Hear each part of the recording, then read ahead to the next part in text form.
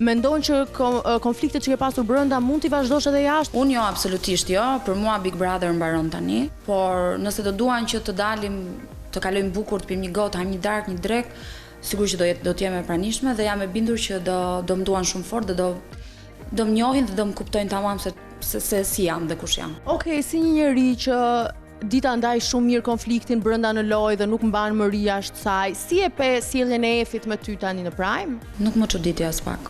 Asaj ka mbetur hatri dhe me të drejtë. Kur ajo u eliminua, unë nuk dola fare ta përcjellte porta. Nuk doja të bëhesha hipokrite sepse ka qenë një nga ditët më të gëzuara aty brenda të mijat. Kë shikon në finale? Kush janë 4 finalistët? Ai që Olta Gixhari nuk është më një prej tyre? U hap një vend. Shikoj Luizin dhe Dean pa diskutim. Shikoj Qetësorin në finale dhe do doja të ishte Qetësori. Është njëri shumë i këndshëm.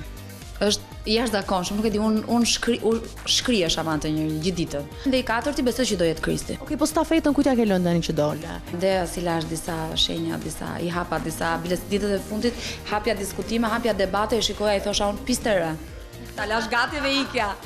Do vetëm i kam lënë ja 4 pista Deas dhe i thoja, sepse Dea ishte vetmja që e kuptoi që unë do ikja. E kupton? Ciao, futet dhoma rrëfimit me mua për poshtë të më kthente. I thash mos u lodh kot, po më ndiq i thash sepse dua të të lehtësoj gjëra. E pajtova me Qetësorin.